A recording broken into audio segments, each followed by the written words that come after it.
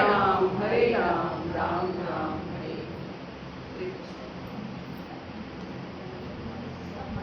ओम नमो भगवते वासुदेवाय।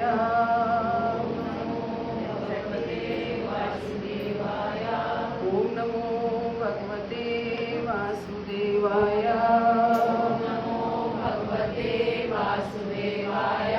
ओम नमो भगवते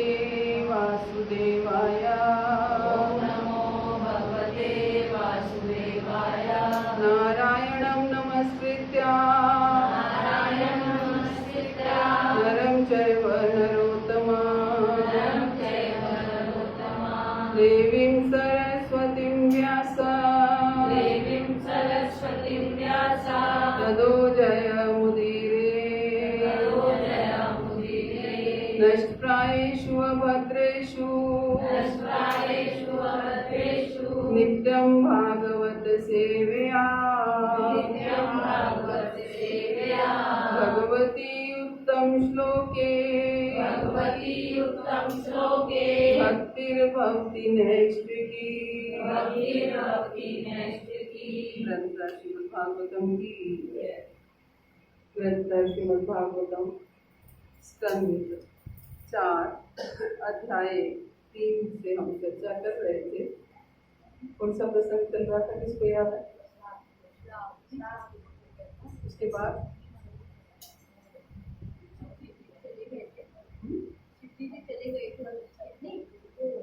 सती जी मना रही थी शिवजी जी को कि उनके जाना। सती जो है वो शिव को मना रही हैं कि मुझे जाने दीजिए, मेरे पिता के घर में इतना बड़ा अनुष्ठान है, मेरी सारी बहनें आई होंगी, मेरा पूरा परिवार आया होगा, मौसी पोसा सब आए होंगे, सारे सुंदर सुंदर वस्त्र धारण करके आए होंगे, सुंदर गहने कपड़े सब धारण करके आए होंगे, और मैं अगर नहीं जाऊंगी तो मुझे भी अच्छा नहीं लगेगा और उन्हें भी अच्छा नहीं लगेगा, तो इसलिए आप मुझे जाने दीजिए, हमें भी वहाँ पर जाना चाहिए, है ना। तो ये नहीं कहती हैं कि मुझे जाने दीजिए, हमें जाना चाहिए, वो खुद भी जाना चाहती हैं, है ना। खुद भी जाना चाहती हैं और शिव को भी ले जाना चाहती हैं, लेकिन वो ऐसे कह रही हैं मुझे जाने दीजिए। तो अब शिव जो है वो पार्वती जी को समझा रहे हैं, सती को समझा रहे हैं कि जाना चाहिए या नहीं जाना चाहिए, ये समझा रहे हैं। अक्सर ये एक बड़ा प्रैक्टिकल सी वो है कि हमारे साथ भी ऐसी समस्याएं कभी कभी आ जाती हैं कि पति लोग कहीं नहीं जाना चाहते हैं और हम लोग जाना चाहते हैं, तो फिर वो कैसे समझाया जा रहा है, शिव कैसे समझा रहे हैं, आज हम उस पर चर्चा करेंगे।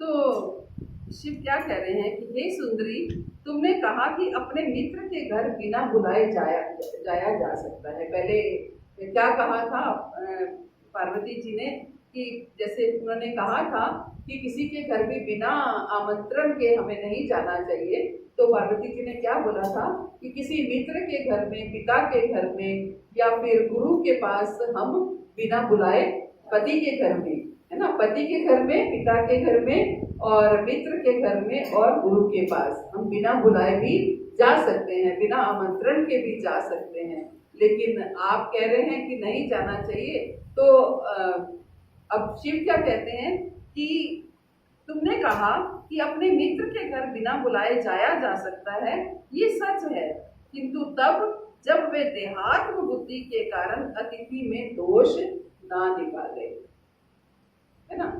जब वो देहात्म बुद्धि के कारण अतिथि में दोष ना निकाले। एक मित्र के घर में अगर हम जाएंगे और वो हमारे पर अगर दोष निकालेंगे कि आप कैसे मैले कुचैले रहते हो, ना नहाते हो ना धोते हो, कैसे वस्त्र धारण करते हो, हमेशा आपके जो है वस्त्र फटे रहते हैं या वस्त्र गंदे रहते हैं, तो इस तरह के अगर हमें दोष निकालेगा तो क्या हम दोबारा उस मित्र के घर जाएंगे? नहीं जाने की इच्छा होगी। तो शिव यही समझा रहे हैं कि हाँ, मित्र के घर, तुमने बोला कि मित्र के घर बिना बुलाए जा सकते हैं, लेकिन मित्र के घर बिना बुलाए तभी जा सकते हैं जब वह देहात्म बुद्धि के कारण अतिथि में दोष ना निकाले। देहात्म बुद्धि मीन्स बॉडी के कारण, शरीर के कारण, है ना, शरीर के कारण ना दोष निकाले कि तुम मोटे हो, तुम पतले हो, ये कह दे कि तुम तो इतने मोटे होते जा रहे हो, तुम बड़े टेढ़े होते जा रहे हो, या कैसे भी कोई भी ऐसा दोष भी शरीर की वजह से दोष ना निकाले और उस पर क्रोध ना हो। अगर वो हम पर एक मित्र के घर जाते हैं और मित्र हम पर क्रोधित हो जाता है, किसी कारण से हम पर गुस्सा करता है, डांटता है, तो हम दोबारा वहां जाने की इच्छा नहीं होती है। तो यही वो समझा रहे हैं कि दोबारा वहां जाने की इच्छा तभी होगी कि जब मित्र के घर हम जाएंगे तो मित्र ऐसा बिहेव करेगा, हम पर क्रोधित होगा, हमारे शरीर के ऊपर कोई कटाक्ष करेगा, तो हम उसके घर दोबारा जाने की इच्छा नहीं होगी, क्योंकि शिव पहले वहां जा चुके थे और दक्ष प्रजापति ने उनके साथ ऐसा ही बिहेव किया था। उन्होंने क्या कहा था, तो ये तो बड़े मैले कुचैले रहते हैं, ना नहाते हैं, कई कई दिन तक नहाते नहीं हैं, शमशान के जो भूत हैं वो इनके मित्र हैं, शमशान की राख ही अपने शरीर पर लगाते हैं। तो इस तरीके से उनके ऊपर कटाक्ष किया था और बड़े क्रोधित भी हुए थे, और ना ही इस तरीके का उनका दामाद की तरह, चलो दामाद की तरह सम्मान के ऊपर उन्होंने आशा नहीं की थी, लेकिन इस तरीके का जो बिहेव उन्होंने इस चीज की आशा नहीं की थी। तो इसलिए कह रहे हैं कि अगर मित्र के घर जा सकते हैं हम बिना बुलाए, पिता के घर भी हम जा सकते हैं बिना आमंत्रण के, लेकिन वो तब जब इस तरीके का व्यवहार हमें प्राप्त नहीं होगा। तो प्रभु बता रहे हैं कि शिव जी ने पहले ही जान लिया था कि जैसे ही सती दक्ष प्रजापति के घर जाएगी, अर्थात अपने पिता के घर जाएगी, तो हालांकि सती निर्दोष है, किंतु देहात्म अभिमान से पूर्ण दक्ष उसकी उपस्थिति से अवश्य रुष्ट होगा, है ना। हालांकि सती जो है वो निर्दोष है, लेकिन फिर भी जो उनका पिता है वो देहात्म बुद्धि में है, उसको अपने ओहदे पर, अपनी पोस्ट पर अहंकार है। देहात्म बुद्धि के कारण जो है वो उस पर रुष्ट हो जाएगा, उस पर क्रोधित हो जाएगा, और इस चीज का भी उसके क्रोध होगा, और खासतौर से इस चीज का उसको क्रोध होगा कि ये शिव की पत्नी है।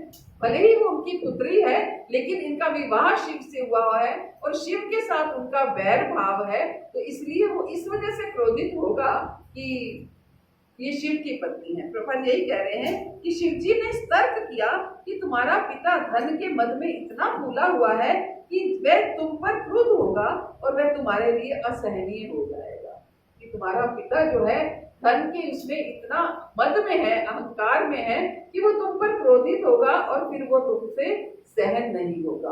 और खास तौर से एक पत्नी के सामने एक पति के बारे में अगर कुछ कहा जाए, अगर पत्नी पति से प्रेम करती है तो उसके बारे में कुछ कहा जाए, तो पत्नी भी इस चीज को सहन नहीं कर पाएगी और ये तुम्हारे लिए असहनीय होगा।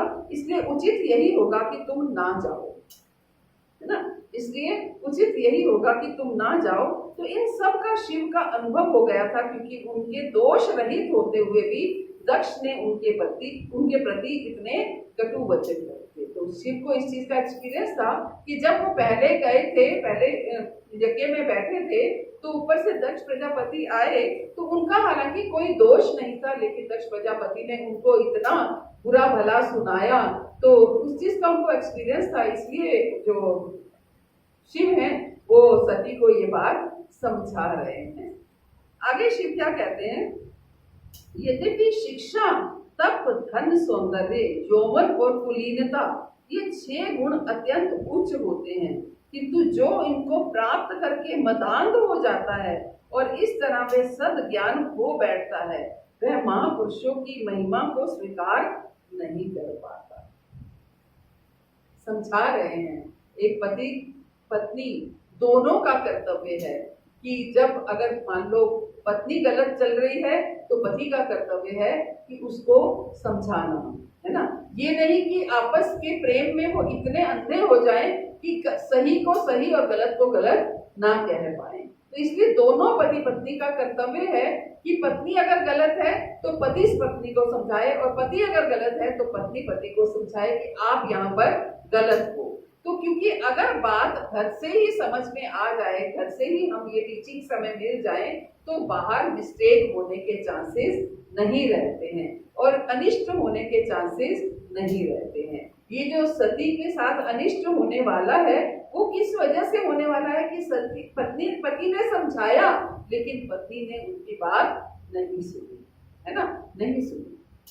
तो इसलिए प्रयास करना चाहिए कि कम से कम पति पत्नी, पहली बात तो हम कई बार हम देखते हैं पति पत्नी एक दूसरे को की गलती पर भी पर्दा डालते हैं, एक दूसरे की गलती को गलती नहीं मानते या पर्दा डालते हैं या मोह के कारण पर्दा आ जाता है आंखों में, तो हम एक दूसरे को नहीं समझा पाते हैं। लेकिन अगर समझ में आती है कोई मिस्टेक तो हमें अवश्य एक दूसरे को समझाना चाहिए। और साथ में अगर खास तौर से पति अगर भक्ति में है पति नहीं है, या पति भक्ति में है पत्नी नहीं है, तो हमें प्रयास करना चाहिए एक दूसरे को भक्ति में लाने का। क्योंकि भक्ति में आने से क्या है कि हमें ये सारी बातें शास्त्र हमें समझाते हैं। शास्त्र केवल इसलिए नहीं है कि हम पढ़ करके उसको रख दें, किताब बंद करके रोज एक पाठ पढ़ना है, रोज एक श्लोक पढ़ना है, ऐसा हम कर करके रख दें। शास्त्र इसलिए होते हैं कि वो हमें हमारे आचार्यों के माध्यम से, हमारे देवी देवताओं के माध्यम से, भक्तों उच्च कोटि के, उच्च श्रेणी के भक्तों के माध्यम से हमें समझाते हैं कि हमारी जीवन शैली कैसी होनी चाहिए, हमें अपना जीवन कैसे जीना है, इस संसार में हम क्या करने आए हैं, और हम सब ग्रस्त हैं और ग्रस्त जीवन भी हमें कैसे बिताना है, ये हमें शास्त्र बताते हैं। केवल पढ़कर, केवल एक पुण्य कमाने के लिए हमें शास्त्र को नहीं पढ़ना है। भागवत, अक्सर भागवत को पढ़ने के लिए लोगों के पीछे बहुत सी भावना ये होती है, हम 7 दिन की भागवत कराते हैं कि ये भावना होती है कि पितृ दोष है तो वो समाप्त हो जाएगा, घर से में कोई समस्या है, कोई बीमारी है तो वो समाप्त हो जाएगी। लेकिन इसके लिए हमें भागवत नहीं पढ़नी है।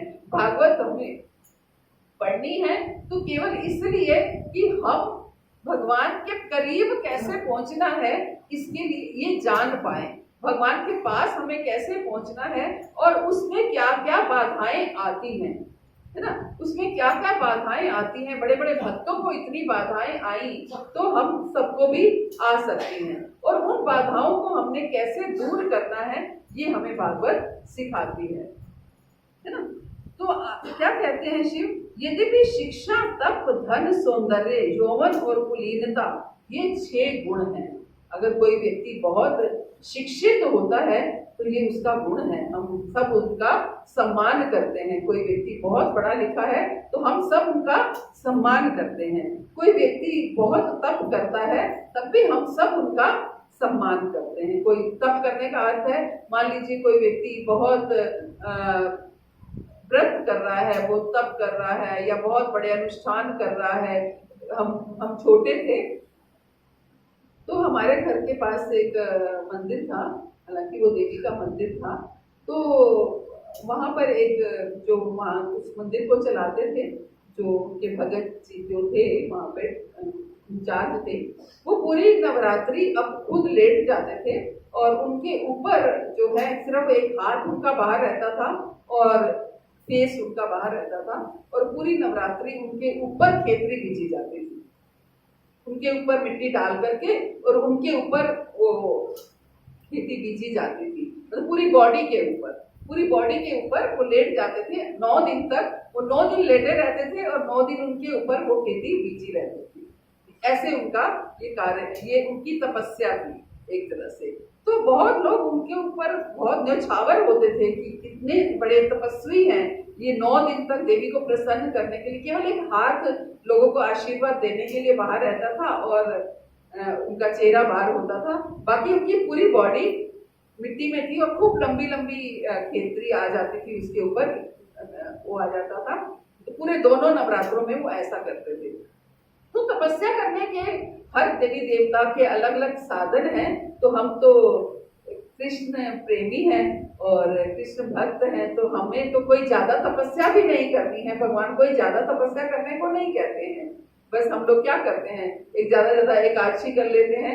हमारी तपस्या क्या है, सुबह ब्रह्म मुहूर्त में उठ करके नाम जप करें, 16 माला करें, 4 नियमों का पालन करें। हाँ, लेकिन हमारी जो तपस्या है वो आजीवन तपस्या है ना, आजीवन तपस्या है। हम बाहर का ना खाएं, बिना भोग लगे नहीं खाएं, ये हमारी तपस्या है कि हम बिना भोग लगे नहीं खाएं।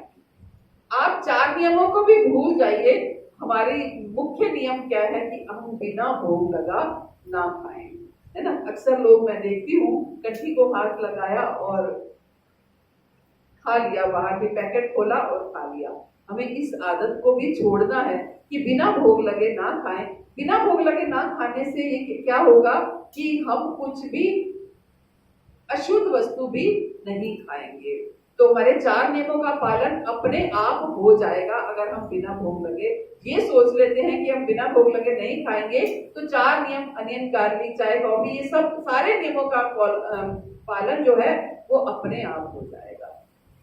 तो यही बता रहे हैं कि हमें तप, जो लोग भी ज्यादा तप करते हैं, आप देखिए भक्त लोग इतना तप करते हैं तो सब लोग सम्मान की दृष्टि से देखते हैं कि कैसे आप लोग कैसे रह लेते हो, कभी बाहर नहीं खाते हो, कभी अनऑफर्ड नहीं खाते हो, या 16 माला 4 नियमों का पालन करना ये भी एक तपस्या है ना। तो इस तरीके से जो भी अधिक शिक्षित होता है, जो अधिक तप करता है, या जो उसके पास ज्यादा धन होता है, उसका भी हम सम्मान करते हैं कि नहीं करते? करते हैं, है ना। कोई ज्यादा धनी होता है तो उसका भी हम सम्मान करते हैं। टाटा बिरला अगर सामने आ जाए तो क्या हम फटाफट उठ के जाएंगे उनका सम्मान करने के लिए।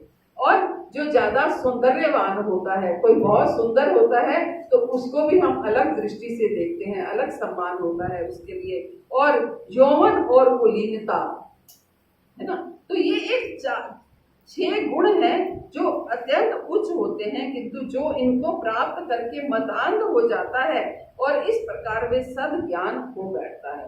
तो ये गुण अगर किसी में होते हैं तो बहुत अच्छी बात है, लेकिन इन गुणों को प्राप्त करके हमें मदान्ध नहीं होना है, मद में अंधे नहीं होना है, अहंकार में नहीं आना है, अहम में नहीं आना है ना।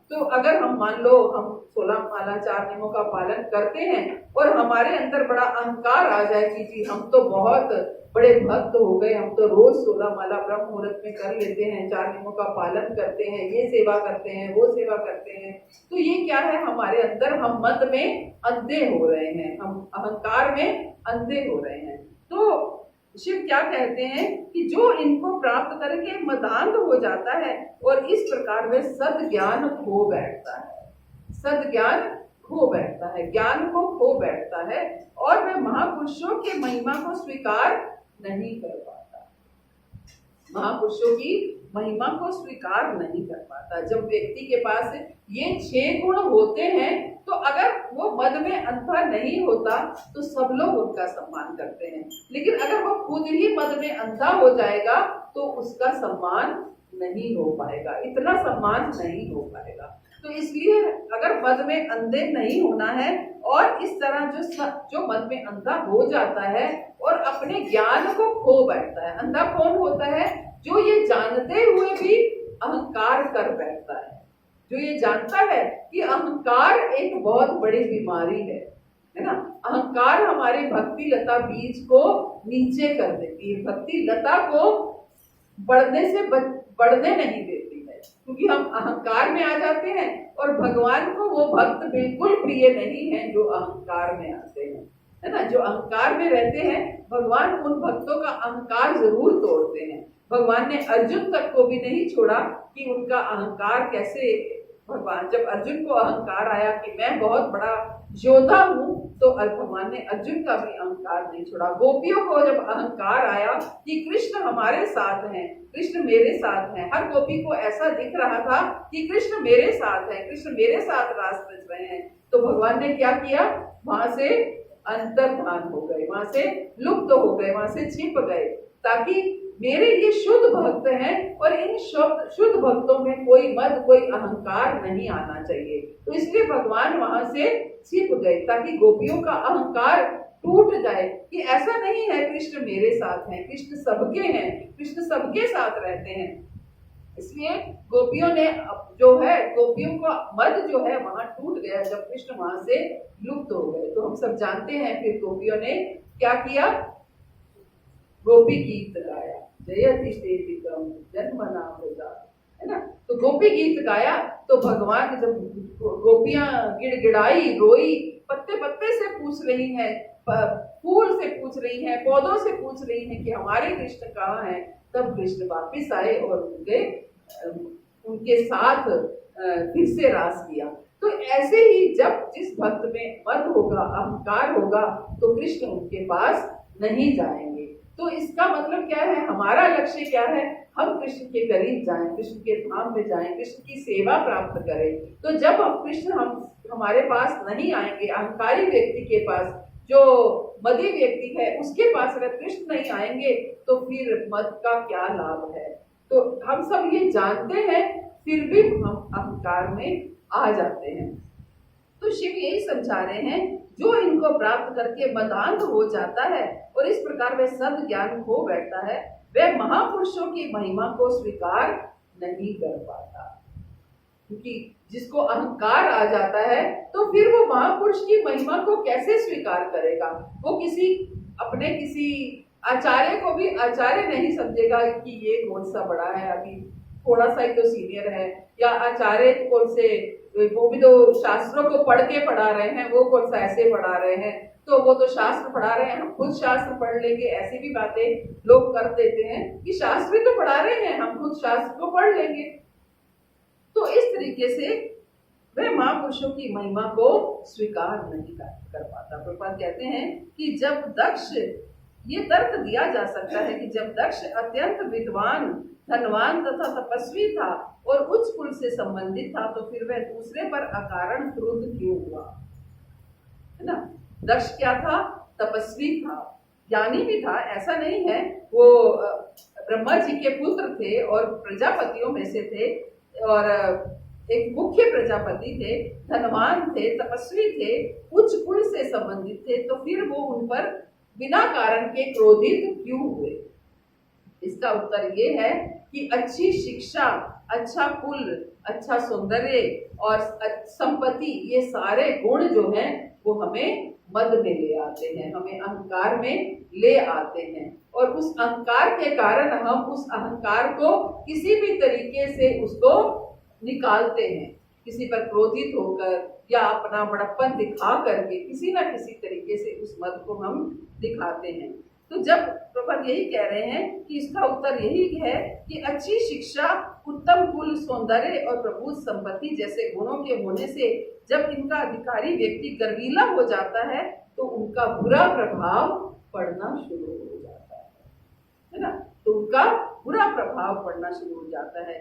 दूध अच्छा भोजन है, किंतु जब उस दूध को एक सांप चख लेता है कि तो दूध क्या हो जाता है, जहरीला हो जाता है। दूध अच्छा है, हमारी हेल्थ के लिए, सेहत के लिए अच्छा है, लेकिन जब एक सांप दूध को चख लेता है तो दूध जहरीला हो जाता है। ऐसे ही हमारे पास धन है, सौंदर्य है, शिक्षा है, उच्च कुल है, सब कुछ है, तपस्या है, सब कुछ है, लेकिन इन सब के होने के साथ अगर अहंकार आ जाता है, अगर सांप ने इन सारे गुणों को चख लिया, अहंकार रूपी सांप ने इन सारे गुणों को चख लिया, तो फिर क्या हो गया, ये सारे गुण जो है वो सब जहरीले हो जाते हैं। तो इसी प्रकार से शिक्षा, संपत्ति, सौंदर्य और उच्च कुल जैसी भौतिक संपत्ति यद्यपि वे निस्संदेह सद्गुण हैं, किंतु जब वे द्वेषपूर्ण व्यक्ति में स्थान पाते हैं तो इनका विपरीत प्रभाव होता है ना। अगर ये उच्च शिक्षा, सौंदर्य, हमारा उच्च कुल और तपस्या, ये कब किसी ऐसे व्यक्ति को प्राप्त हो जाते हैं जो द्वेषी व्यक्ति है, जो दूसरे व्यक्तियों से द्वेष करता है, तो वो क्या है, इसका विपरीत प्रभाव हो जाता है ना। इसका विपरीत प्रभाव हो जाता है। उच्च कुल उसका अहंकार कम नहीं करता, उच्च कुल उसके अहंकार को और बढ़ा देता है, उच्च शिक्षा उसके अहंकार को और बढ़ा देती है। तो इस तरीके से उसका अहंकार जो है वो उसका विपरीत प्रभाव पड़ता है। चाणक्य पंडित कहते थे कि अपने सिर में मणि धारण किए हुए सर्प भी भयानक ही होता है, क्योंकि वह सर्प है। सांप के सिर पर मणि होती है, लेकिन फिर भी वो भयानक है। क्यों? क्योंकि वो सांप है, वो एक सेल्फ जहरीला है। तो एक व्यक्ति जिसके अंदर द्वेष भरा हुआ है और उसको उच्च कुल में मिल जाए या उच्च शिक्षा प्राप्त हो जाए या अच्छा धन प्राप्त हो जाए, तो पहले ही वो द्वेष भरा हुआ है और वो मद में आकर के जो है गर्वित हो जाएगा, जहरीला हो जाएगा। सर्प प्रकृति के अन्य जीवों से ईर्ष्या करता है, भले ही वे निर्दोष क्यों ना हो। जब सर्प किसी अन्य प्राणी को काटता है तो यह आवश्यक नहीं कि वह प्राणी सदोष हो, है ना। अगर सांप किसी दूसरे प्राणी को काटता है तो ऐसा नहीं कि उस प्राणी का दोष होगा तभी सांप काटेगा। तो ऐसे ही द्वेषपूर्ण व्यक्ति, जो व्यक्ति द्वेष से भरा हुआ है और अब उसके अंदर अगर ये गुण आ भी जाते हैं तो उसके अंदर वो द्वेष जो है अहंकार में परिवर्तित हो जाता है। तो ऐसा नहीं, वो किसी को भी काट सकता है, उसके अहंकार का प्रभाव किसी पर भी पड़ सकता है, किसी पर भी वो क्रोधित हो सकता है। जैसा कि शिव पर दक्ष प्रजापति क्रोधित हो गए, है ना। उनके वो पहले ही द्वेषपूर्ण थे और उसके ऊपर वो इतना उनके पास ये सारे गुण आ गए तो वो उनका अहंकार बढ़ गया। तो ऐसा नहीं कि वो जिसने गलत कार्य किया होगा वो उसी पर क्रोधित होंगे, वो किसी पर भी क्रोधित हो सकते हैं। जैसे सांप किसी के ऊपर भी वार कर लेता है। सांप की आदत है निर्दोष प्राणियों को डसना। इसी प्रकार यद्यपि दक्ष सभी प्रकार की भौतिक संपत्ति से संपन्न था, किंतु उसे अपनी संपत्ति का गर्व था और वह ईर्ष्यालु था, इसलिए वह सारे गुण दूषित हो चुके थे। इसलिए कभी कभी ऐसी संपत्ति का होना आत्मचेतना या कृष्ण भावनामृत में प्रगति करने वाले व्यक्ति के लिए बाधक बनता है। जो भक्त है, जो अच्छी भक्ति करना चाहता है, शुद्ध भक्त बनना चाहता है, तो उसके पास ज्यादा संपत्ति होना, ज्यादा शिक्षा होना और ज्यादा सौंदर्य होना या ज्यादा अच्छे कुल में पैदा होना, ये भी उसकी भक्ति में बाधा बन सकते हैं। ये नहीं कि बनते ही हैं, ऐसा नहीं है कि जो भी भक्त उच्च कुल में पैदा होते हैं वो सभी की भक्ति में ये बाधा बनते हैं। हमारे गोस्वामी लोग कितने उच्च कुल में पैदा हुए थे, लेकिन फिर भी उन्होंने अपना मिनिस्टर्स थे, बंगाल के मिनिस्टर्स थे वो, लेकिन अपने कुल को त्याग करके वो केवल कृष्ण भक्ति में, कृष्ण भावना भावित हो गए और कृष्ण भक्ति में पूरी तरह से रम गए। अपना संसार, अपना भौतिक संसार पूरा त्याग करके केवल एक कौपीन धारण करके वो चल दिए। तो ऐसा नहीं है कि जो भी उच्च कुल में पैदा होता है या जिसके पास भी ये गुण होते हैं वो सारे ही सब में ये विकार आ जाते हैं, लेकिन आने के चांसेस बढ़ जाते हैं, है ना। आने के चांसेस बढ़ जाते हैं जब हमारे अंदर ये सारे गुण होते हैं। तो हमारे अंदर द्वेष भी जरूर आता है, हमारे अंदर अहंकार भी जरूर आता है, तो हम दूसरों में दोष वृत्ति भी आ जाती है कि बताओ उसके अंदर ये दोष है, ये दोष है। तो इसलिए जो व्यक्ति भी भक्ति में प्रगति करना चाहता है, उन्नति करना चाहता है, अपने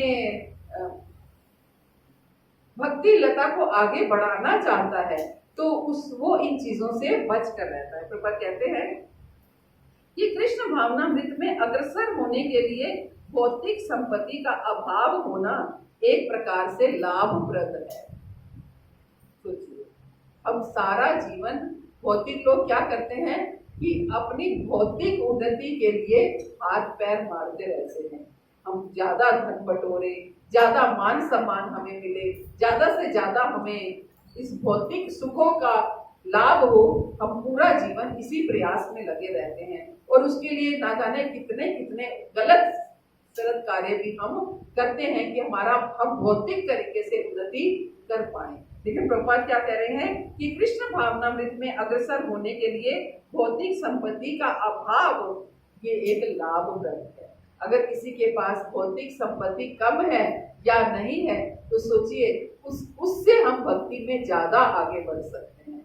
हम देखते हैं शबरी के पास क्या भौतिक संपत्ति थी, है ना, क्या भौतिक संपत्ति थी? कोई भौतिक संपत्ति नहीं थी, लेकिन राम स्वयं उनके घर में आए, स्वयं वो रोज झाड़ू लगा रही है कि राम मेरे घर आएंगे और राम उनके घर आएंगे, है ना। ऐसे ही अब देखा कई ऐसे भक्त हुए। अगर मीराबाई में के पास खूब भौतिक संपत्ति थी, लेकिन भौतिक संपत्ति उनको छुई भी नहीं, वो रानी बन के नहीं रही, वो राजसी उसमें नहीं रही, तो भगवान स्वयं उसके पास आए।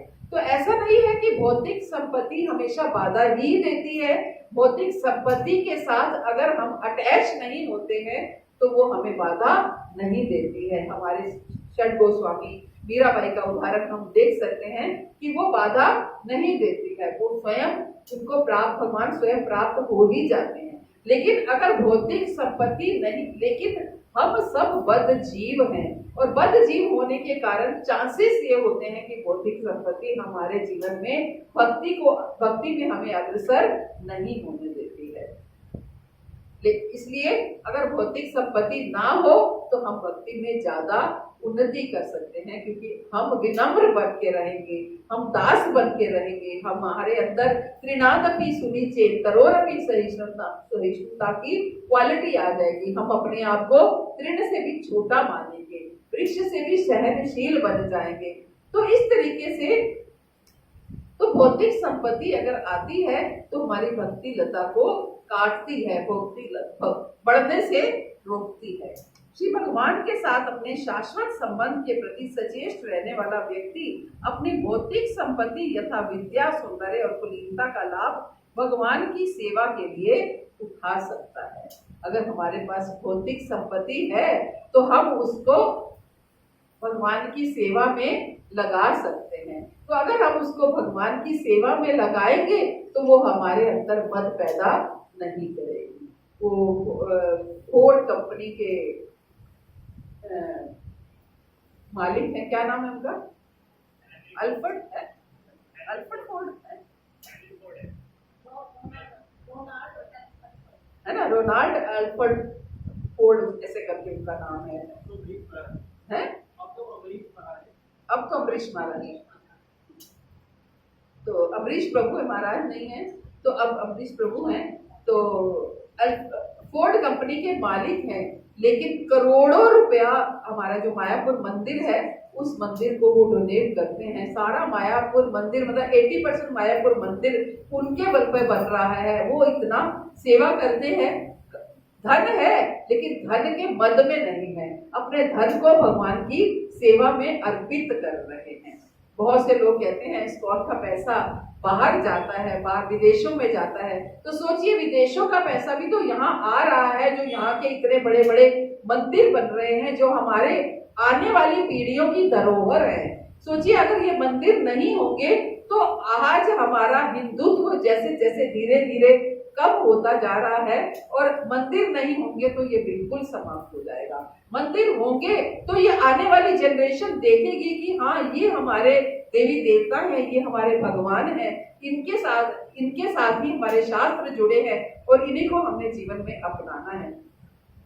कल किसी ने एक वीडियो शेयर की हुई थी, बहुत सुंदर थी, कि एक लड़की ने मुस्लिम से विवाह इसलिए कर लिया कि उनके माता पिता ने कभी उनको धर्म के बारे में बताया ही नहीं, और मुस्लिम्स ने उनको धर्म के बारे में बताया तो उसको वो चीज अट्रैक्ट की। इसका मतलब क्या है, भक्ति लता बीज जो है सबके हृदय में भगवान ने डाली है, लेकिन उस बीज को हम प्रफुल्लित नहीं करते हैं। हम ये कहते हैं हमारे बच्चे कुछ करते नहीं है, वो मानते नहीं है। हम ट्राई तो करें, हम प्रयास तो करें, प्रयास करेंगे तो जरूर, आज नहीं मानेंगे तो चाहे आप जब चले जाएंगे उस समय उनको आपकी बातें अवश्य याद आएंगी कि हमारे माता पिता हमें ये समझाया करते थे, ये कहते थे उस समय। इस समय आप उनके साथ रह रहे हो तो उनको शायद आपकी कदर ना हो, लेकिन जाने के बाद उनको आपकी कदर अवश्य होगी कि हाँ वो ये समझाते थे। आज उस समय मैं उनके कहे अनुसार चला होता तो आज शायद मेरे जीवन में ये कठिनाई ना आई होती। तो इसलिए हम जिस पोस्ट पर हैं, जिस ओहदे पर हैं, जिस स्थान पर है, हमें अपने उस स्थान के कार्य को पूरा करना है।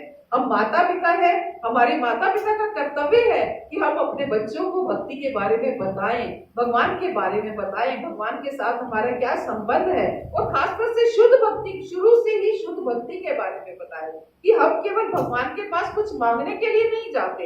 हम बच्चों को सिखाते तो हैं, लेकिन बच्चों को क्या सिखाते हैं, बेटा आज एग्जाम है, आज पता करके जाना तो हमारा एग्जाम अच्छा होगा। लेकिन भगवान, ये इससे हम बच्चे को गलत टीचिंग देते हैं कि हाँ भगवान के पास जाना है तो केवल कुछ मांगने के लिए जाना है।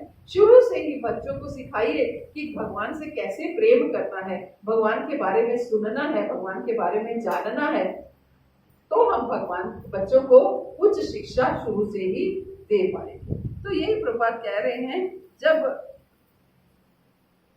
जब तक कोई कृष्ण भावना भावित नहीं होता तब तक उसकी सारी दौलत शून्य रहती है, किंतु जब ये शून्य परमेश्वर के साथ लग जाता है तो इसका मान 10 गुना बढ़ जाता है। जब तक कोई कृष्ण भावना भावित नहीं रहता तब तक सारी दौलत शून्य होती है, लेकिन जब कोई भगवान के साथ लग जाता है तो उसके साथ कई शून्य लग जाते हैं। जब तक शून्य परमेश्वर के साथ नहीं लगता, शून्य ही शून्य रहता है। जैसे कोई 100 शून्य क्यों ना रखे, उसका मूल्य शून्य ही रहता है। एक वक्त कहते हैं, कोटियां दा मूल्य सी हीरे आंदा पै गया। किसको पंजाबी आती? कोटियां दा मूल्य सी हीरे आंदा पै गया, जदों दा मैं दाता तेरे दर आके बह गया। मैं तो कोड़ी जैसा था। कोड़ी क्या होती है? बिल्कुल फ्री में मिलती है, उसका कोई वैल्यू नहीं होती। लोग जाते हैं समुद्र में और कहीं भी ऐसे उठा के ले आते हैं, भर भर के बच्चे लोग कांसों से खेलते रहते हैं उनसे। तो मेरा तो वो वैल्यू थी, मैं तो उस मूल्य का था। लेकिन जब से मैं आपकी शरण में आया हूँ तब से मेरी ये मेरा मूल्य हो गया है। भगवान की शरण में अगर जाते हैं तो भगवान के साथ और शून्य लगते चले जाते हैं। हम शून्य हैं, लेकिन भगवान के साथ में लगेंगे तो हमारी वैल्यू बढ़ेगी।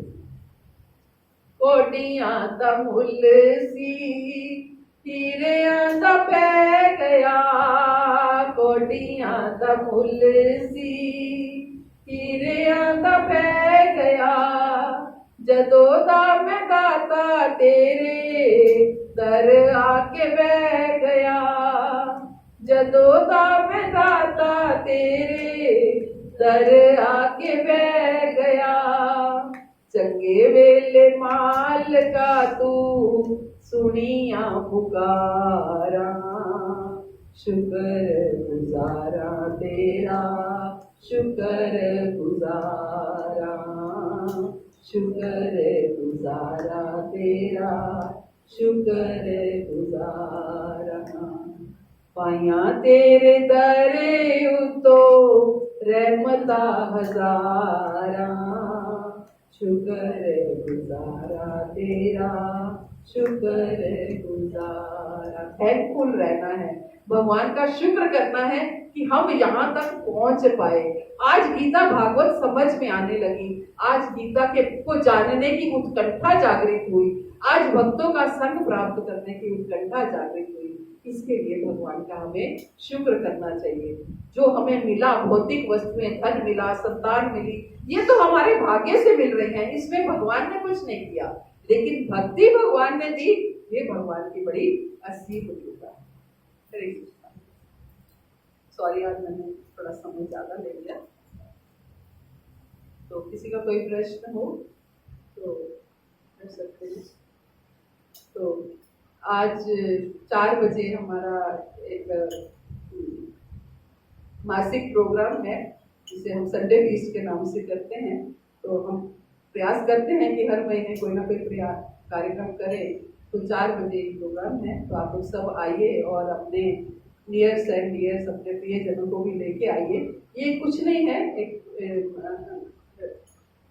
इसमें राधा श्याम सुंदर प्रभु आएंगे, वो थोड़ा सा हमें गुंडीचा मार्जन के ऊपर, जगन्नाथ जी रथ यात्रा का उत्सव चल रहा है, तो गुंडीचा मार्जन के ऊपर हमें थोड़ा प्रवचन देंगे और साथ में हम कैसे इस भक्ति में आगे बढ़ें और क्या क्या हमारी बाधाएं आती हैं भक्ति में आगे बढ़ने के लिए, इसके ऊपर हम चर्चा करेंगे। और आप भी अपने सुझाव दे सकते हैं और हम भी आपको यहाँ आने से क्या लाभ मिला है इसके ऊपर भी हम चर्चा करेंगे। हरे कृष्णा। श्री प्रभुपाद की जय, गुरु महाराज की जय। आप सब